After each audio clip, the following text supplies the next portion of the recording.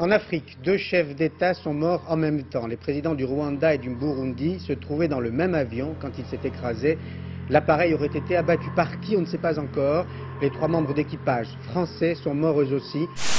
Le 6 avril 1994, aux environs de 20 h, le Falcon 50 qui ramène le président rwandais Juvenal Habyarimana d'un sommet en Tanzanie entame son atterrissage à l'aéroport de Kigali. Dès cet instant, l'avion est frappé par un missile sol-air qui ne laisse aucun survivant. La nouvelle de l'assassinat du président se répand telle une traînée de poudre. Et dès le lendemain, les Hutus, groupe ethnique dont faisait partie le président assassiné, entament une expédition punitive contre les Tutsis. La suite, on la connaît, on parle d'environ 800 000 à 1 million de morts.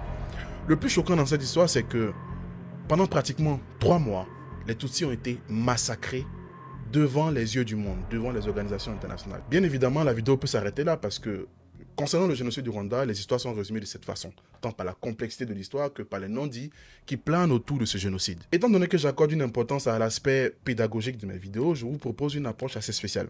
Dans un premier temps, je vais vous évoquer les causes profondes de ce génocide, le cheminement, le contexte jusqu'à ce que ce génocide ait lieu.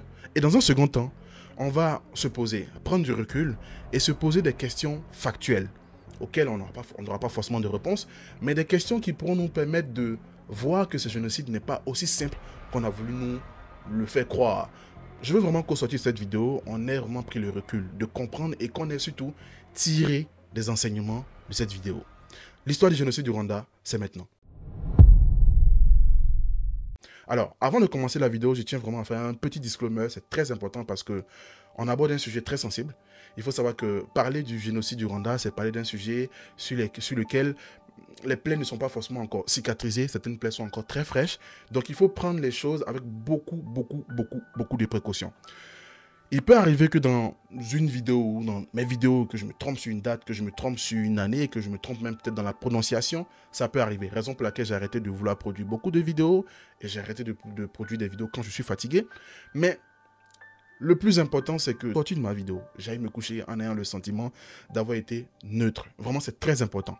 Donc, il faut comprendre une chose, c'est que je ne parle jamais de sujet quand j'ai un conflit d'intérêt. Je ne parle jamais de sujet quand j'ai un a priori de base, ou bien je me détache de tout ça. Donc, c'est très important pour moi de vous faire comprendre que quand j'aborde une vidéo, j'essaie vraiment d'être le plus neutre possible. Après, que vous soyez en train de regarder la vidéo avec des a priori et que ma vidéo n'aille pas dans votre sens et que vous ayez le sentiment que je ne sois pas neutre, là, ce n'est pas trop mon problème. Mais vraiment, c'est très important que je le précise. C'est très important. Second point, c'est que dans plusieurs vidéos, j'ai vu des commentaires où les gens disaient donne-nous le nom du coupable, on le connaît tous, donne-nous le nom, c'est telle personne, dis-le, il faut le dire, quand tu peux, dis-le. J'ai envie de dire une chose, avoir des débats au quartier, sous la Bapalab, avoir des petites discussions à Noël avec ses amis, parler à la maison, c'est différent de faire une vidéo qui sera vue par 100 personnes, 200 personnes, voire des milliers de personnes.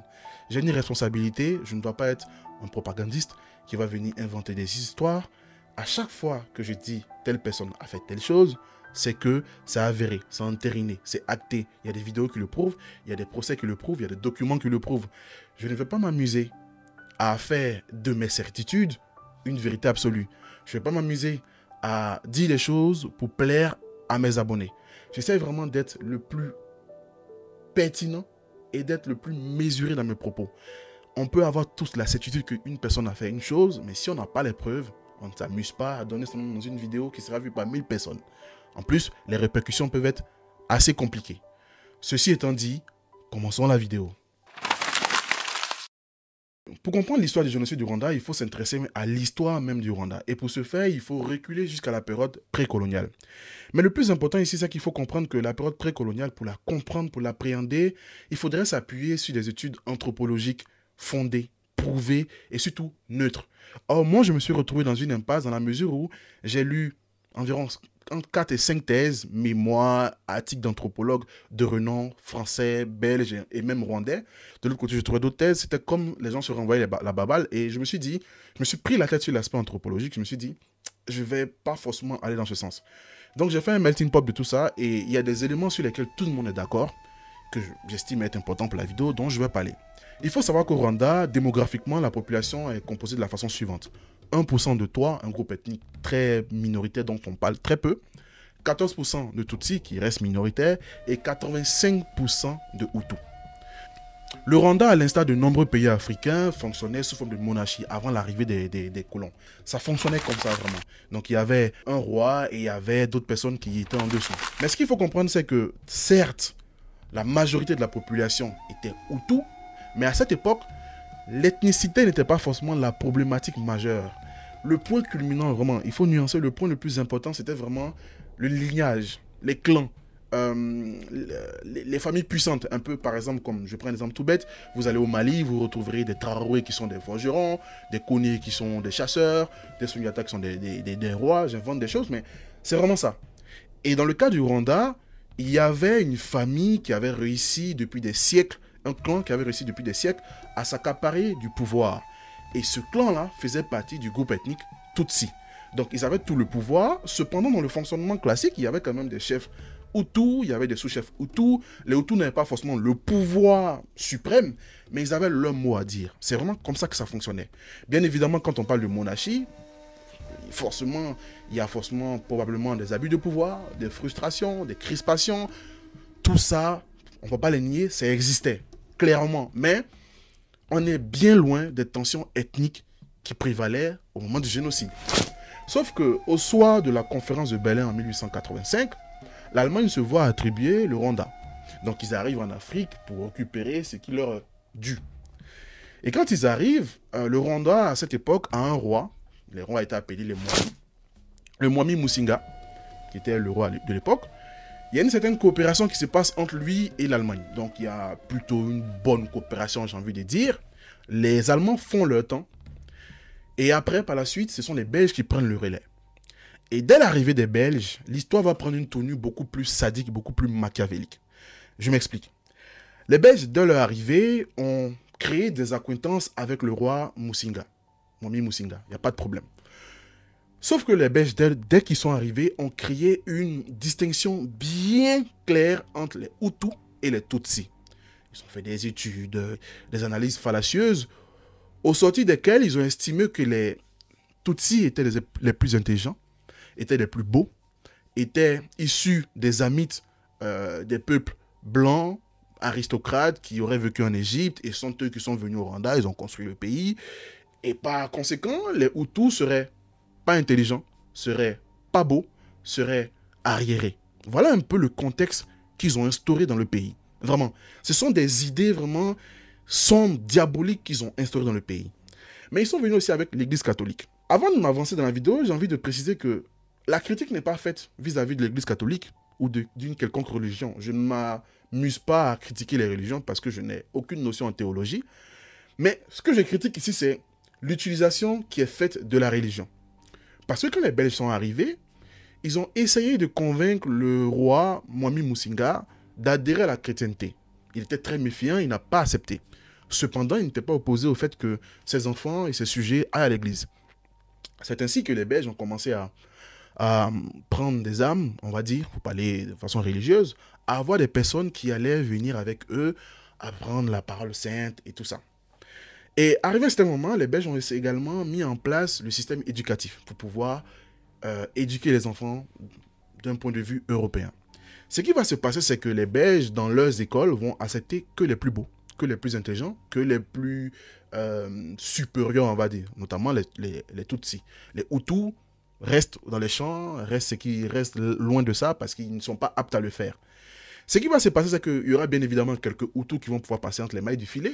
Même dans l'église, on acceptait peut-être tout le monde, mais un rang spécial était accordé aux Tutsis. C'était vraiment le contexte qui prévalait. Et donc, comme on a pris une certaine frange de Tutsis, dont le fils du roi Mwami Musinga, très important, on leur a appris la religion chrétienne, on les a instruits, et ça a créé une élite Tutsi. C'est très important. Ce qu'il faut comprendre, c'est que jusque-là, la société rwandaise, si je peux m'exprimer ici, je ne sais pas c'était quoi le nom du pays à l'époque, la société rwandaise était rigide de sorte qu'il y avait un roi Tutsi, mais il y avait également des sous-rois, des petits rois Hutus, des Hutus qui avaient leur mot à dire. Sauf que la monarchie allait s'écrouler. En tout cas, le système féodal de la monarchie en tant que tel allait s'édulcorer pour laisser place vraiment à un système, entre guillemets, européen, très administratif, où les hauts postes de l'administration étaient donnés à des Tutsis qui avaient été formés par les Belges. Je ne sais pas si vous me suivez. Donc les Hutus qui ont été laissés dans les champs vont rester cantonnés à des activités champêtres, à des activités très réduisantes, pas forcément le chant, d'autres choses. Et les Tutsis, l'élite qui a été formée, vont occuper tous les postes importants de l'administration, tous les postes vraiment à haute importance. Voilà le contexte. Le roi Mwami Musinga va mourir. Et dès qu'il meurt, les Belges soutiennent bien son fils, qu'ils ont soutenu, qu'ils ont instruit, qu'ils ont baigné dans la religion. Et son fils deviendra roi par la suite, le roi Mutara III. Mutara III, c'est un collaborateur fidèle de la Belgique. Donc dans ce contexte, la Belgique s'installe et tout se passe plutôt bien. 1931, la Belgique va encore sortir une invention très macabre, la pièce d'identité avec la mention de l'ethnie sur la pièce d'identité. C'est vraiment très important, hein, très important. Il faut une pièce d'identité où sur la pièce, dès que vous l'ouvrez, vous voyez clairement préciser Hutu, Tutsi ou toi. Très clair. Et il y aura plein d'événements comme ça qui vont vraiment augmenter le clivage entre les Hutus et les Tutsis. Sauf que ce qui va se passer, on arrive aux années 50, à l'aube des indépendances. Dans les autres pays d'Afrique, on commence déjà à préparer en grande trombe l'indépendance des pays. Les Belges ont formé des Tutsis, qui sont devenus des intellectuels, qui ont un regard critique, qui ont un regard avisé, et qui voient ce qui se passe en Afrique. Donc cette élite Tutsi-là commence donc à demander aux Belges, nous, on veut l'indépendance aussi. Et ça, les Belges le prennent très très mal. Très très mal. C'est comme s'ils ont formé des gens. Ils ont construit des gens et ces gens se sont retournés contre eux. Alors que c'est une demande légitime, hein, ils veulent juste avoir leur indépendance. Deuxième fait en date, c'est que si on part vers une indépendance, on part potentiellement vers une démocratie. Et qui dit démocratie, dit élection. Dans une société où ce n'est plus la méritocratie, c'est plutôt l'appartenance à un groupe ethnique, si on fait des élections, clairement, ce sont les Hutus qui vont gagner. Et ça, les Belges l'ont compris. Ils vont donc retourner leur veste et passer du côté des Hutus. Les gens qu'on traitait de cons, d'arriérés, de stupides, de moches, deviennent tout à coup les alliés des Belges.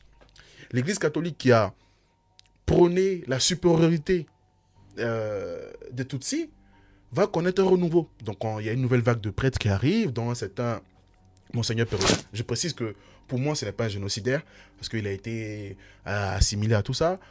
Je ne veux pas aller dans ça, je ne suis pas là pour accuser les gens, mais je pense qu'il a eu un rôle catalyseur dans tout ce contexte très macabre. Perraudin arrive et il prône une équité entre Hutus et Tutsis. Il faut que les Hutus aient une équité, ce qui est un message très viable. En 1957, je vous avais dit qu'il y avait quelques Hutus qui avaient quand même réussi à accéder à l'éducation, qui avaient réussi à se former et tout. Cette frange marginale de Hutus là va créer une contre-élite rwandaise, c'est-à-dire qu'il y a une élite Tutsi qui est là et maintenant il y a une contre-élite Hutu. Et cette élite-là va commencer à réclamer les droits des Hutus, surtout qu'ils ont la bénédiction de l'Église catholique. Surtout que le Seigneur Perraudin demande à ce que tout le monde soit mis à loger à la même enseigne, ce qui est très bien. Et donc ils vont écrire une note appelée le manifeste Bahutu, et à travers ce manifeste, ils veulent une égalité, une équité entre les Hutus et les Tutsis, ce qui est fondamentalement juste de demander. Et tout ça est fait avec la bénédiction de l'Église catholique et de Monseigneur Perraudin. Parmi ces intellectuels-là, il y a un certain Grégoire Kayibanda. Il faut retenir que là, le clivage entre les Tutsis et les Belges est consommé. Le divorce est consommé. Ces deux parties-là sont déjà en froid. Les Belges sont maintenant beaucoup plus proches des Hutus. La seule connexion qui reste entre les Belges et les Tutsis, c'est le roi Mutara III, qui est un pur produit belge, on va dire. Sauf que ce dernier meurt en juillet 1959. Et lorsqu'il meurt dans des conditions quelque peu troubles, on le remplace. Les extrémistes, c'est comme ça que les Belges le perçoivent, vont mettre un nouveau roi, son demi-frère, le roi Kidjeli V. Et Kidjeli, lorsqu'il arrive, il est contre une quelconque partage du pouvoir avec les Hutus, il est contre tout ça. Ce qui va nous amener à la révolution rwandaise. La révolution rwandaise, si vous voulez, ça a été vraiment les prémices, les premières graines de ce qui allait être le génocide du Rwanda, le gros génocide qu'on connaît. Je m'explique. Il faut savoir que les Hutus se sont révoltés du fait que certains Tutsis extrémistes auraient attaqué un de leurs chefs. Je ne vous fais pas de dessin, la situation était déjà très délétère, donc va s'en suivre des affrontements, les Hutus sont en supériorité, il y aura de nombreux morts. Pendant pratiquement 3 ans, ça sera vraiment la chasse aux sorcières contre les Tutsis. Il y aura pratiquement 10 000 morts et 300 000 Tutsis qui vont s'exiler dans les pays voisins, dont l'Ouganda. C'est vraiment très important. Les exilés d'Ouganda, retenez ça vraiment en tête, c'est très important pour la suite de l'histoire. Donc, ce qui nous amène en 1962, le Rwanda est indépendant. On organise les premières élections démocratiques, tout ça avec la bénédiction de la Belgique. Ayant le suffrage, on va dire, démographique, les Hutus arrivent au pouvoir. Grégoire Kayibanda, qui faisait partie de ceux qui ont écrit ce fameux manifeste-là, devient président du Rwanda. Lorsqu'il devient président du Rwanda, le message est clair. Il ne veut pas faire de quartier. Les Tutsis seront traqués, mais vraiment à tous les niveaux. Et le plus grave, c'est que même à l'école, à l'université, dans l'éducation, l'histoire a été tronquée pour vraiment véhiculer un message de haine. C'est-à-dire que même à l'école primaire, on apprenait aux enfants que les Tutsis étaient des grands méchants, étaient vraiment ceux qui ont ostracisé, qui ont maltraité les Hutus. Et c'est là que j'en viens au rôle de l'Église catholique. Il faut savoir que l'Église catholique occupait un grand poste dans l'économie, mais également dans l'éducation. Pérodin était très proche de Kayibanda. Limite, c'était comme si c'était une démocratie religieuse. Ils étaient vraiment très proches. C'était un proche collaborateur. Et dans l'éducation, Pérodin avait son mot à dire. Et c'est lui-même qui le dit. Nous avons conclu, l'Église, une convention avec le gouvernement qui nous redonne une réelle responsabilité dans les écoles. Dans chaque préfecture, par exemple, il y a un représentant préfectoral de l'enseignement libre subsidié, c'est-à-dire le nôtre, qui a vraiment son mot à dire dans l'organisation des écoles. Et nous sommes responsables des écoles primaires situées sur les terrains de paroisse. Et je crois que c'est très important pour l'avenir, pour que la formation humaine des enfants soit sérieuse, et puis aussi pour la formation chrétienne. Nous considérons ces écoles aussi comme un moyen d'apostolat. Je crois qu'il faut donner la vraie dimension totale à la jeunesse et nous sommes assez bien situés pour l'assurer maintenant. Donc vous comprenez que cette même éducation qui prône une haine contre les Tutsis, on ne l'a pas freiné, on ne l'a pas bridé. Ça a continué vraiment comme ça. Sauf que cette alliance démocratico-religieuse allait connaître ses premiers remous. Vraiment. Il faut savoir que la région des lacs, Burundi, Ouganda, tout ça, c'est pratiquement la même configuration. Donc, au Burundi, c'est la même configuration. Hutu, Tutsi. Hutu plus nombreux que Tutsi. Sauf que là-bas, le pouvoir et l'armée sont aux mains des Tutsis.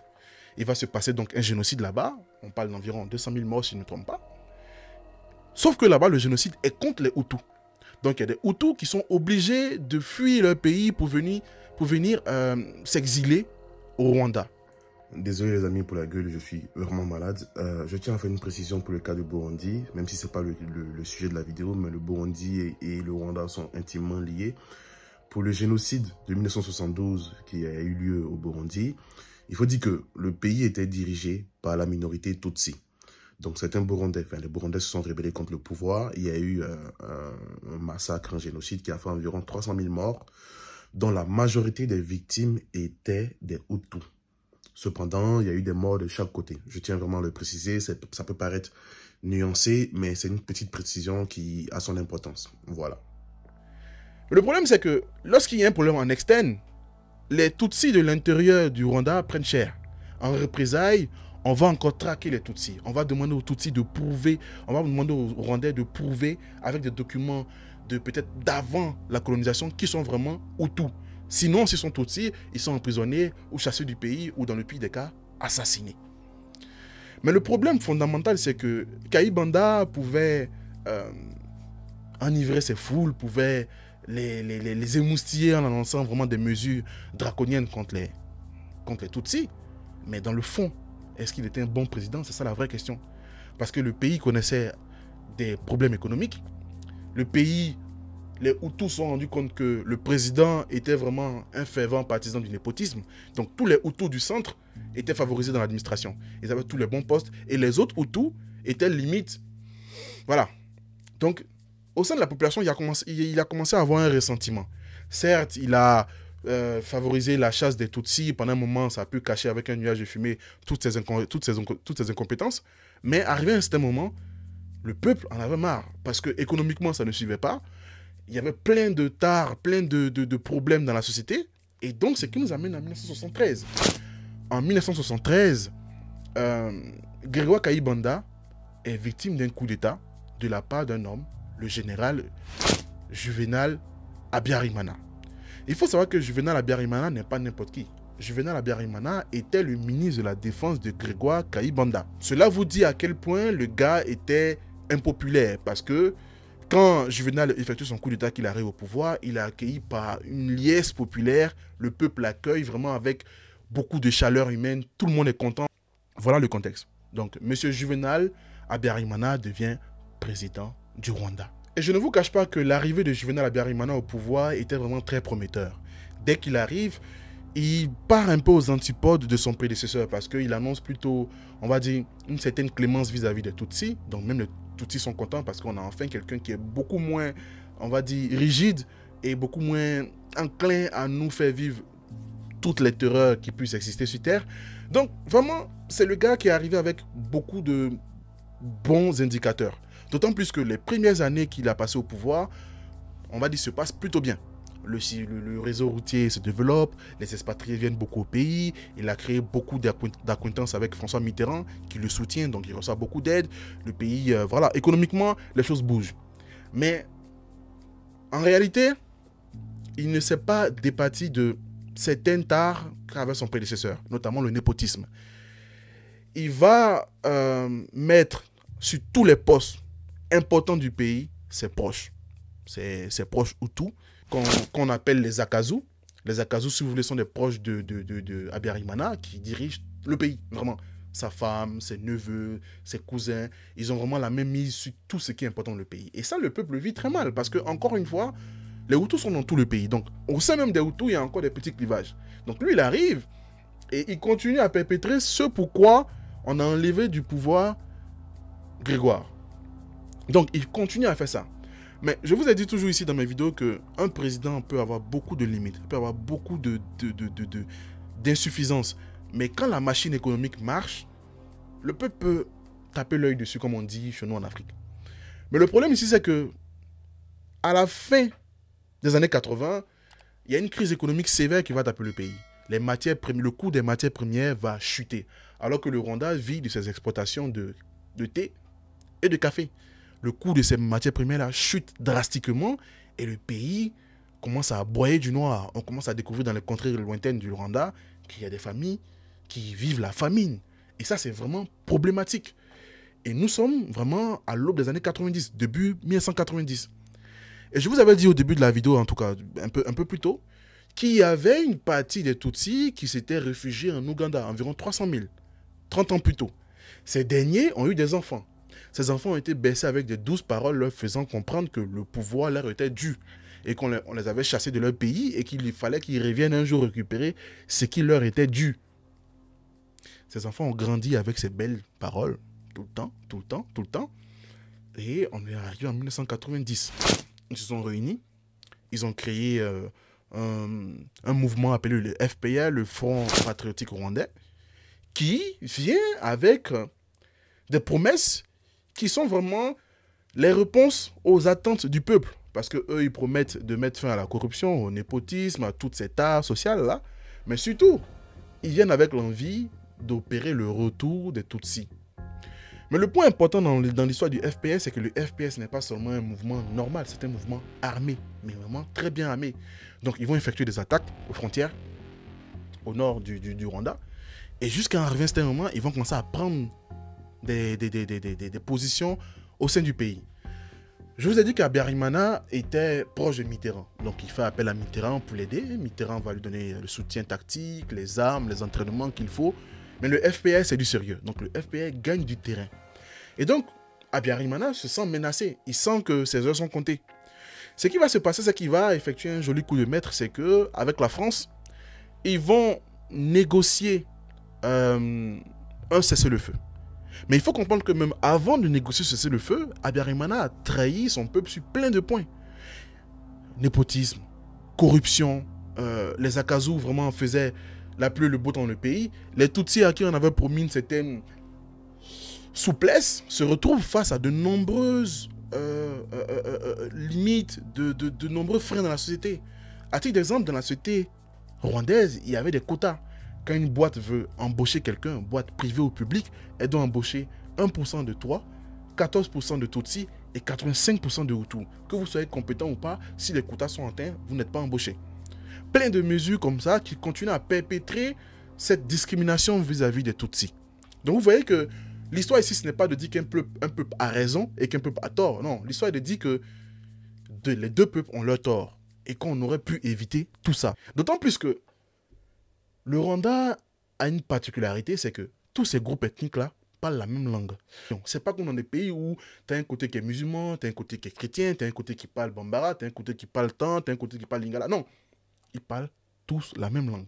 Donc fondamentalement, ils n'étaient pas destinés à être divisés, mais c'est arrivé. Habyarimana, sans ses heures comptées. Donc ils vont négocier avec le FPR, avec l'appui de la France, un traité de cessez-le-feu, les accords d'Arusha. Donc le 4 août 1993, on signe les accords d'Arusha et ces accords-là stipulent beaucoup de choses.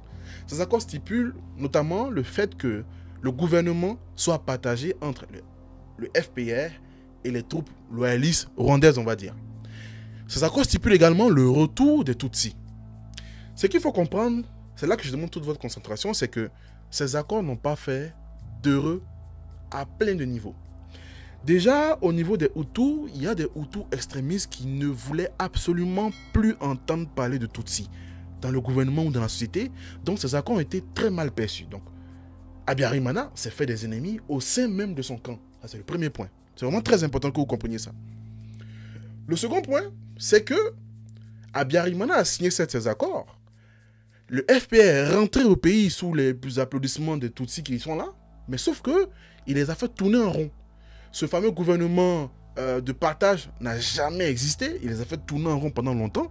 Donc, il s'est fait potentiellement des ennemis au sein du FPR qui, lui, en voulait peut-être du fait qu'il n'ait pas respecté ses promesses.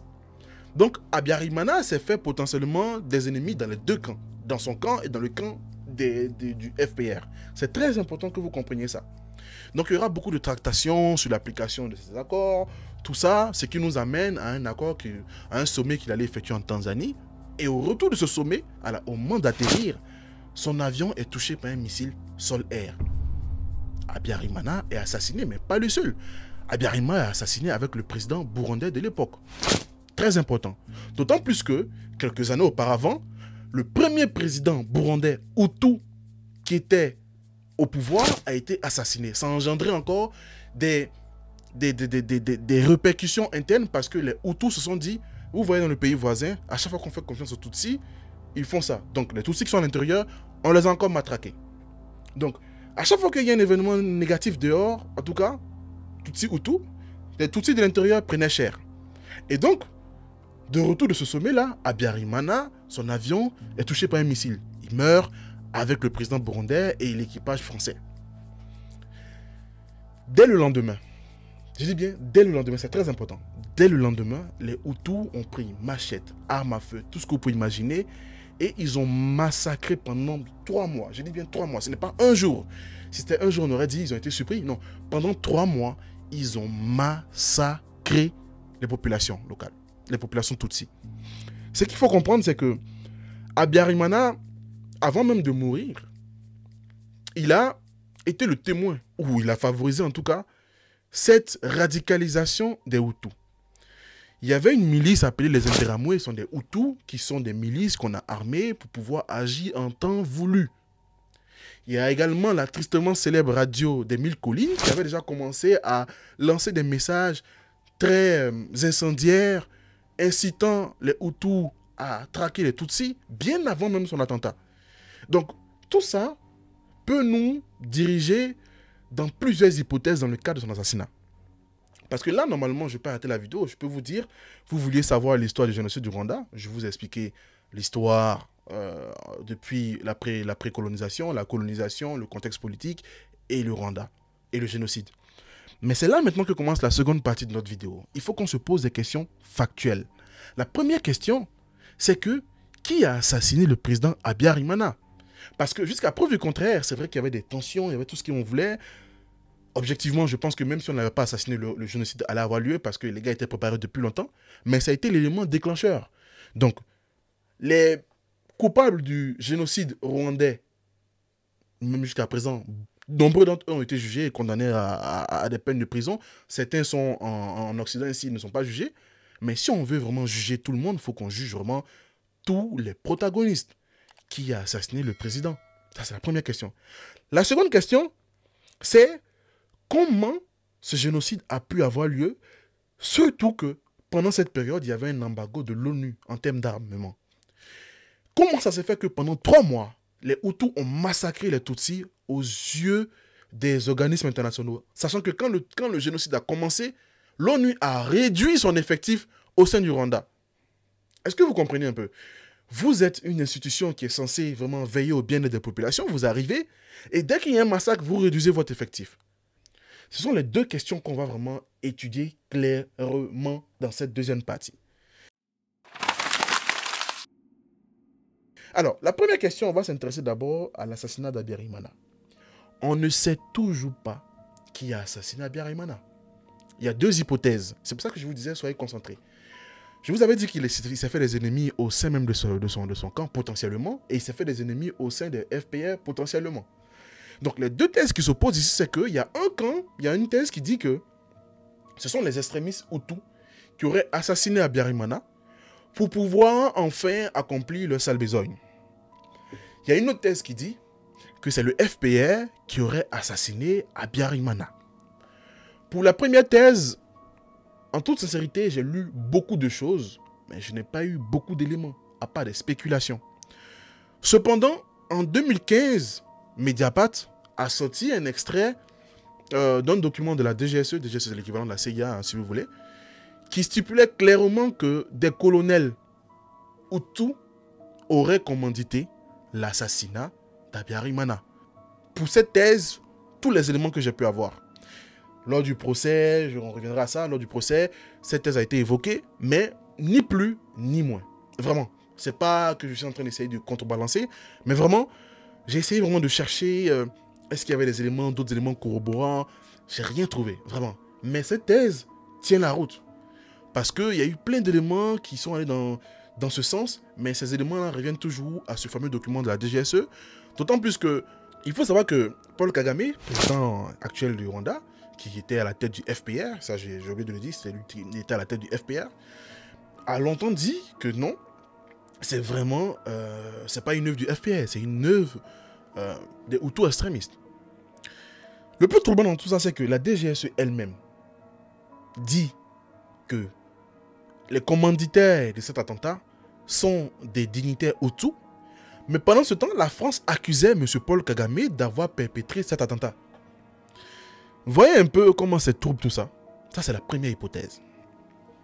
La seconde hypothèse, c'est l'hypothèse selon laquelle le FPR aurait assassiné Abiyarimana. Mais pas que. C'est beaucoup plus complexe. Et j'ai lu également beaucoup de choses dessus. Parce qu'en 2021, j'avais lu un livre. Je ne me rappelle plus du titre, mais je vais mettre le titre. J'ai un peu honte parce que je ne l'ai pas acheté. Je l'ai emprunté. Mais ce livre a été écrit par un Camerounais du nom de Charles Onana, qui est un grand intellectuel, grand politologue, qui maîtrise vraiment la région des lacs. Quand il parle du Congo, c'est comme si, franchement, il maîtrise vraiment le dossier. Je ne dis pas que sa théorie est vraie. Je dis juste que sa théorie a le mérite d'avoir été écrite par quelqu'un qui s'y connaît. Mais ça ne veut pas dire que c'est vrai. Il y a 2 théories qui s'opposent. Vous ferez chacun, vous me direz en commentaire, la théorie qui vous parle le plus. Vous savez, dans la programmation de mes vidéos, le choix de mes sujets n'est pas fortuit. J'ai fait exprès de parler du Congo, exprès parce que je savais que j'allais faire la vidéo du Rwanda. Plein de personnes m'ont dit, parle de Mobutu, parle de Mobutu. J'ai dit, non, on fera d'abord le Rwanda et après on fera Mobutu parce que tout est lié. Il faut savoir que le Rwanda fait frontière avec le Congo. Vraiment, je demande toute votre concentration. C'est pas moi qui le dis, c'est la thèse de monsieur Charles Onana. Si vous avez le temps, allez voir des vidéos sur du YouTube sur lui, allez voir son livre. Son livre est très très bon, je vais vous mettre le lien d'ailleurs. Franchement, j'ai lu son livre en moins d'une semaine. En moins d'une semaine. Il a des éléments corroborants, il a des écoutes, c'est un truc de fou. Après, ça ne veut pas dire que sa thèse est meilleure que l'autre thèse. Attention, je dis juste que sur cette thèse-là, sur cette hypothèse-là, j'ai pu avoir un peu plus d'éléments. Un peu plus. Mais ça ne veut pas dire que c'est vrai. Alors, lui, il part d'un principe très simple. Si vous vous souvenez, j'ai fait une vidéo sur le Congo que vous retrouvez quelque part. Et Mobutu, avec le soutien de la CIA, de la DGSE, de tous les Occidentaux, a réussi à éjecter Patrice Lumumba d'une triste manière. Mobutu est arrivé au pouvoir. Les États-Unis le soutenaient parce qu'il y avait un contexte de guerre froide et voilà. Sauf que dans les années 90, la guerre froide est finie. Les États-Unis n'avaient plus besoin de Mobutu. Ils l'ont lâché, très clairement. Et il faut savoir que M. Habyarimana et Mobutu étaient très proches. Ils s'entendaient très très bien. Donc Habyarimana est très proche de Mobutu. Ok? Sauf qu'à cette époque, les États-Unis veulent avoir du terrain sur le continent africain. Casser un peu cette hégémonie de la France et de l'Angleterre sur le continent. D'autant plus que le Congo a des minéraux qui les intéressent de fou. Le coltan et le cobalt. Ces minéraux se retrouvent au Kivu, une zone qui fait frontière avec le Rwanda. Et ces minéraux les intéressent. Sauf que le divorce est pratiquement consommé avec, Mobutu. Donc ça sera très compliqué d'arriver à leur fin. Ce qu'ils vont faire, c'est que pour accéder à ce projet-là, à ce projet de récupérer ces minéraux-là, ils vont passer par un mec qui serait prêt à leur ouvrir ces portes-là. En l'occurrence, M. Kagame. Parce qu'avec Habyarimana, ce n'est pas possible. Habyarimana et Mobutu s'entendent très bien. En plus, Habyarimana, c'est un pion de la France. Donc, ce n'est pas possible. Donc, ils passent par Kagame. Ils financent Kagame. Et avec Kagame, le FPR est né. Ils vont financer le FPR jusqu'à arriver à faire ce qu'ils ont fait. L'assassinat de M. Habyarimana, je dis bien, c'est pas moi qui l'ai dit, c'est M. Charles Onana qui l'a bien développé. Allez voir son livre, je paraphrase peut-être un peu, mais c'est pas moi qui l'ai dit. L'assassinat de M. Habyarimana serait une œuvre du FPR. Et dans le livre de Charles Onana, il explique une chose très importante. Je n'ai pas pu le vérifier, mais je le dis. Il dit une chose très importante. Il dit que le FPR aurait demandé à fermer une piste de l'aéroport parce que cette piste serait proche du siège de leur parti ou de leur mouvement par mesure de sécurité. Du coup, il n'y a qu'une seule piste de l'aéroport qui reste ouverte. Donc, si on veut commettre un attentat, c'est beaucoup plus facile parce qu'on sait que l'avion va atterrir sur cette piste. Ça, c'est le premier point. Le second point, il explique clairement que quand l'assassinat a été effectué, il y a eu un procès. Et ça, c'est vrai. Ça, par contre, j'ai pu le vérifier. Le premier juge a diligenté plusieurs enquêtes, plusieurs études très sérieuses qui ont été effectuées par la France, par la Belgique, par l'ONU et par l'Espagne. La France et la Belgique, moi, je les sors du lot parce que ce n'est pas des gens qui sont neutres dans cette histoire. Donc, les études, je ne compte pas. Mais l'Espagne et l'ONU ont conclu aux mêmes finalités. Ce serait des proches de Kagame, voire Kagame même, qui aurait commandité cet attentat. Ce juge-là a émis des mandats d'arrêt contre Kagame et ses proches. Ce qui s'est passé, selon Charles Onana, franchement, je vous ai autres à aller lire son livre. J'ai lu son livre sur le Congo aussi, qui est très... Vraiment, c'est un chef-d'œuvre. Ce gars, c'est une... Franchement, bref, on revient à notre histoire. Donc, une fois que ce procès a été lancé, des mandats d'arrêt ont été lancés contre Kagame. Les États-Unis auraient fait pression sur toutes les instances qui ont effectué ces études-là pour qu'elles abandonnent leur poursuite, pour qu'elles arrêtent de poursuivre Kagame.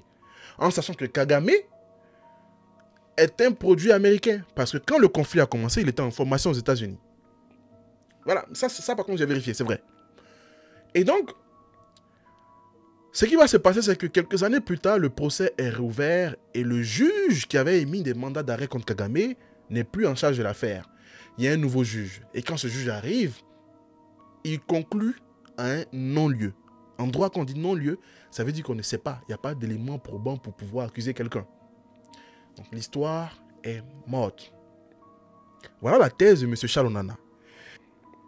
Et Charles Onana va beaucoup plus loin parce que il nous fait comprendre qu'on n'a qu'à regarder le présent pour voir s'il a tort ou pas. Le Congo, en tout cas la zone du Congo où il y a le coltan et le cobalt, là, est une zone qui est soumise à de nombreux massacres. On parle d'environ 10 millions de morts. On parle de viols, d'environ 200 viols par jour. Je n'ai plus les chiffres exacts, mais c'est au moins 200 viols par jour. Les Congolais sont massacrés. Et vous vous demandez bien d'où ça vient. Je vais vous faire un petit melting pot rapide pour que vous puissiez vraiment appréhender la thèse de M. Charles Onana. Mobutu a été éjecté du pouvoir en 1997, si je ne me trompe pas. Il a été éjecté par M. Kabila. Kabila est un pur produit du Rwanda et du Burundi. Ses forces ont été financées, entraînées et armées par des gens du Burundi. Ils sont venus de là-bas, ça c'est pas des spéculations, c'est vérifié. Ils sont venus de là-bas et c'est comme ça qu'ils ont réussi à enlever Mobutu. Ce dernier Kabila, finalement, s'est retourné contre ses gourous. Et au final, il a été assassiné, son fils... Bref, voilà l'histoire. Mais grosso modo, voilà un peu l'histoire. Donc, il y a un faisceau d'éléments qui peuvent tendre à dire que sa thèse est peut-être vérifiée. D'autant plus que le coltan et le cobalt congolais, je ne vais pas vous faire des dessins, hein. Si on veut rentrer en détail dans l'histoire, il y a un trafic monstre qui se passe. Les premiers producteurs de cobalt et de coltan ne sont pas forcément les Congolais qui bénéficient. Les entreprises sont là-bas, sont finalement des entreprises américaines et des entreprises anglo-saxonnes. Je dis ça, je ne dis rien. Mais voilà deux thèses qui s'opposent clairement. Vous pourrez faire vos recherches complémentaires et vous me direz un peu ce que vous pensez de tout ça. Moi, objectivement, si inconsciemment je vous ai dirigé dans un sens, je m'en excuse, mais j'ai eu plus d'éléments pour cette thèse et j'ai eu moins d'éléments pour l'autre thèse. Cela ne veut pas dire que c'est faux. L'autre thèse est un peu plus compliquée à obtenir. Pourquoi? Parce que l'élément de la DGSE est un élément qui a été déclassifié. Mais on n'a pas pu déclassifier toutes les archives de la France parce que c'est des documents classés top secret. Donc on ne pourra pas avoir toutes ces infos. Sauf que dans l'autre thèse, Charles Onana a fait un travail monstre. Il a regroupé beaucoup d'éléments. Et la personne qui a préfacé son document est un ancien chef de l'ONU qui était en mission au Rwanda à cette époque. Voilà. Ça, c'était la première question. Qui a assassiné Habyarimana? Vous avez deux camps, deux thèses, à vous de faire votre choix.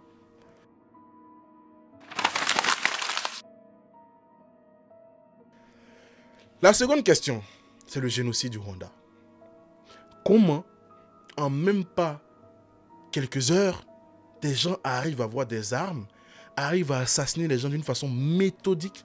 On a assassiné des femmes, des enfants, des bébés, sous le simple prétexte qu'ils soient Tutsis.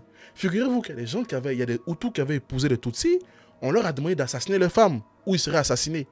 Des Hutus modérés ont été assassinés également, c'est important de le préciser. Mais d'où sont sorties toutes ces armes? D'où sont sorties toutes ces armes? Et à ce niveau, c'est vrai que M. Charles Onana a fait un gros travail par rapport à l'autre thèse. Je ne suis pas forcément d'accord ou je ne suis pas d'accord, je ne vais pas me prononcer. Mais il y a un point où je suis clairement pas d'accord avec lui, c'est que quand j'ai lu son livre, j'ai eu le sentiment qu'il dédouanait la France. Il disait clairement que la France n'était pas forcément coupable de cette histoire et que la France était aussi une victime. J'ai peut-être mal compris dans son livre, mais c'est le sentiment que j'ai eu. Et ça, je ne peux pas l'accepter.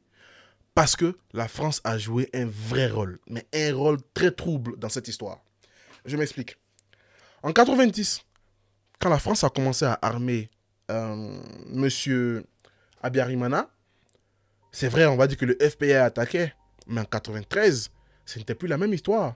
Les Tutsis étaient traqués, assassinés au sein du pays. Mais la France a continué à livrer des armes aux forces militaires du Rwanda, en sachant que ces forces militaires assassinaient des civils Tutsis.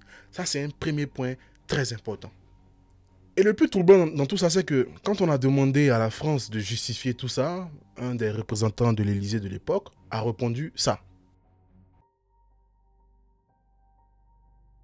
Par rapport à ça. La question des livraisons d'armes qui revient assez souvent. Ce que je crois être le cas, ce que j'ai compris à l'époque ou après, avec le recul ou maintenant, c'est que la France a donc armé l'armée rwandaise pour résister aux attaques du FPR et de l'armée ougandaise, avec un certain type d'armement qui n'a jamais servi au génocide.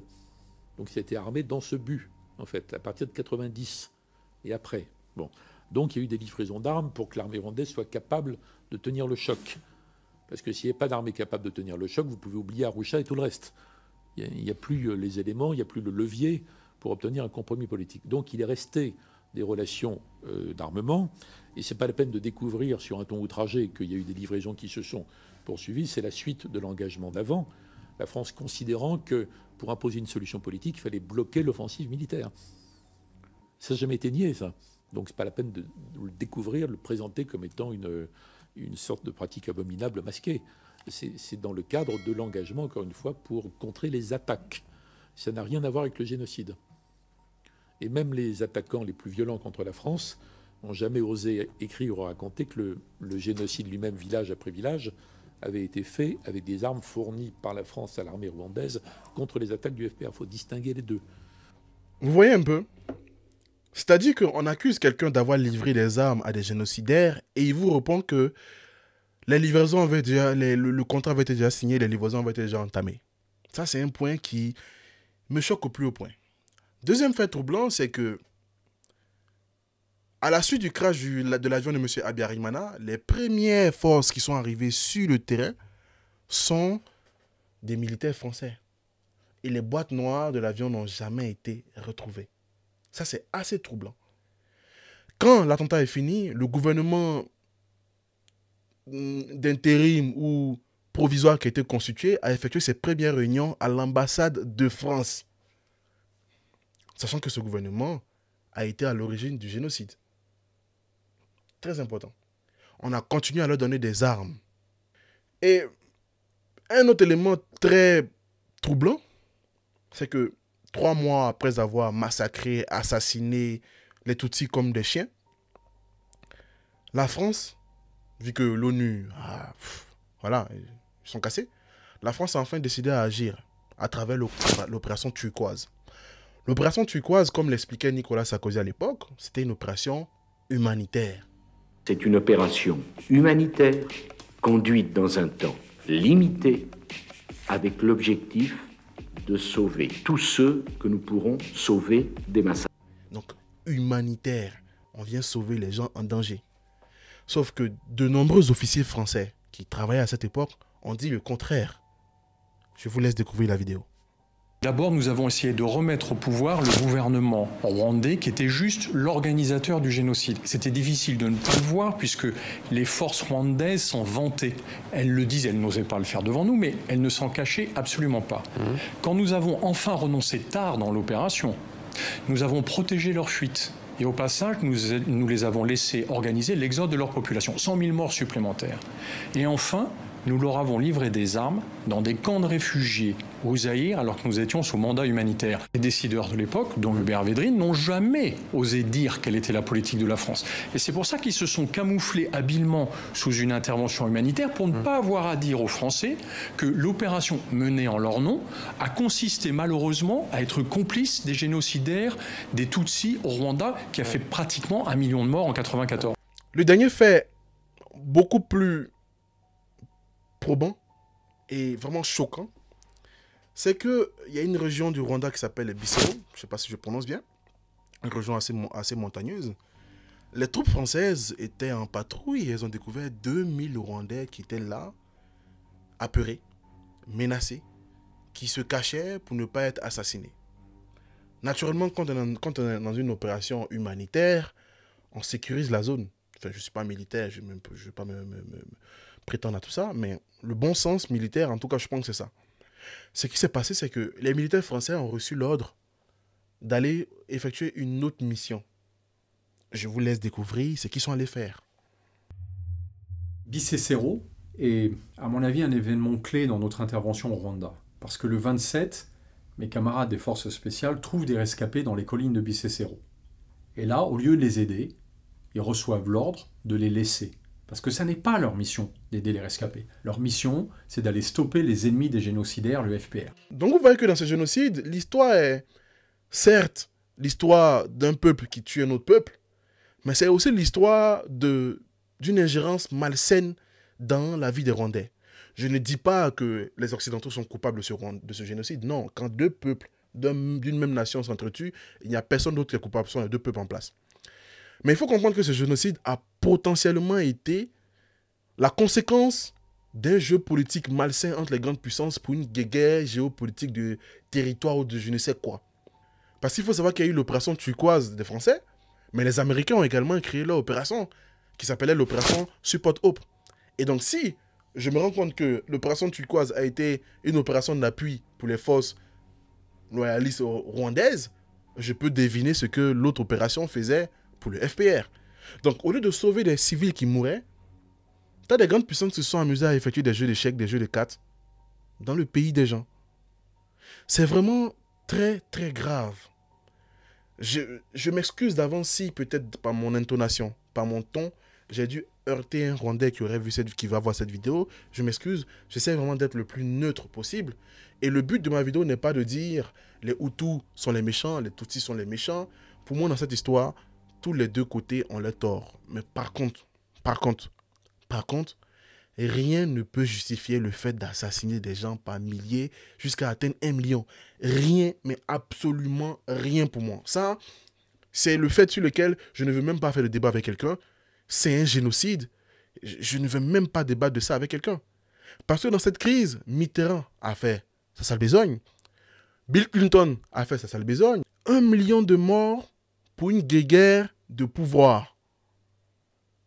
Il faut vraiment que nous, les Africains, on se réveille, qu'on apprenne à être unis, qu'on apprenne à se respecter entre nous, qu'on apprenne à se valoriser, à s'élever mutuellement, que de laisser les autres venir s'interposer, créer des divisions quelconques entre nous. Et là, je prépare la vidéo de Haïti. Vous verrez que Bill Clinton, il a fait du gros boulot là-bas. C'est de l'ironie, hein, mais vous verrez que c'est du lourd. Haïti, la vidéo, ça prend du temps parce qu'il y a beaucoup de choses. La vidéo, si je veux vraiment tout mettre, on fera une vidéo de 5 heures. J'ai pas envie de faire une vidéo de 5 heures. Donc, le plus gros du boulot, c'est vraiment de synthétiser au maximum sans pour autant avoir l'impression que c'est une vidéo où j'ai obscurci certains événements. J'espère que vous avez aimé cette vidéo. N'hésitez vraiment pas à vous abonner. Et les amis, quand vous regardez la vidéo, n'hésitez surtout pas à liker. Parce que avoir 30 000 vues pour 800 likes et beaucoup de commentaires, je me dis on peut faire plus. C'est vraiment très important. Merci beaucoup d'avoir regardé la vidéo. Si vous êtes resté jusqu'à la fin, si ça a été un peu décousu, je m'en excuse. Je suis malade, je suis vraiment malade, hein, vraiment. Mais là, j'ai tenu à faire cette vidéo. Et voilà. Donc là, je viens de finir la vidéo. Il est minuit. Je vais la monter pour demain dimanche et puis je la publierai. D'ici là, portez-vous bien. Abonnez-vous. N'hésitez vraiment pas à vous abonner. Et puis on se dit ciao, ciao.